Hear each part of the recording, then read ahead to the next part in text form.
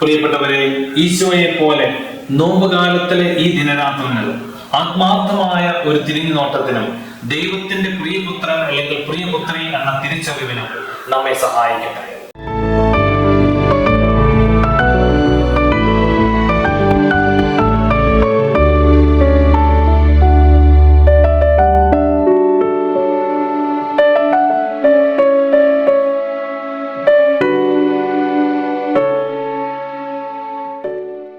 നോമ്പുകാലത്തിലെ ഒന്നാം ഞായറാഴ്ചയായ ഇന്ന് വചന വിചിന്തനത്തിനായി സഭാമാതാവ് നൽകുന്ന ലൂക്കയുടെ സുവിശേഷം 4-ാം അധ്യായം 1 മുതൽ 13 വരെയുള്ള വചനഭാഗത്തിൽ ആത്മാവിനാൽ നയിക്കപ്പെട്ട് 40 ദിവസം മരുഭൂമിയിൽ കഴിയുന്ന ഈശോ പിശാചിനാൽ പരീക്ഷിക്കപ്പെടുന്നു.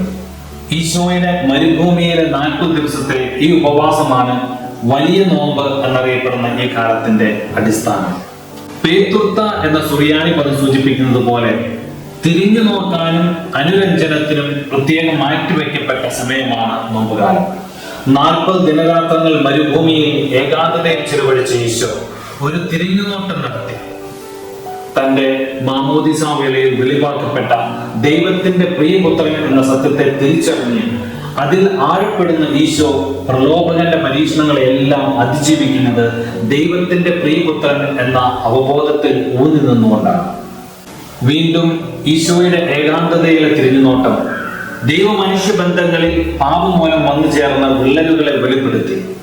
അങ്ങനെ തന്റെ പീഡാസഹന മരണ സംസ്കാര രഹസ്യങ്ങളിലൂടെ ദൈവവും മനുഷ്യനും തമ്മിലുള്ള അനുരഞ്ജനത്തിന്റെ പാത ഈശോ സംജാതമാക്കി. പ്രിയപ്പെട്ടവരെ, ഈശോയെ പോലെ നോമ്പുകാലത്തിലെ ഈ ദിനരാത്രങ്ങൾ ആത്മാർത്ഥമായ ഒരു തിരിഞ്ഞുനോട്ടത്തിനും ദൈവത്തിന്റെ പ്രിയപുത്രൻ അല്ലെങ്കിൽ പ്രിയപുത്രി എന്ന തിരിച്ചറിവിനും നമ്മെ സഹായിക്കട്ടെ.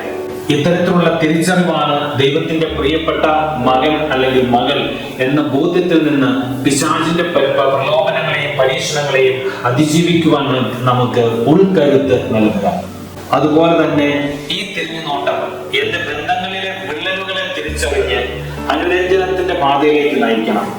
എന്റെ ദൈവവുമായുള്ള ബന്ധം, സഹോദരങ്ങളുമായുള്ള ബന്ധം, പ്രകൃതിയുമായിട്ടുള്ള ബന്ധം.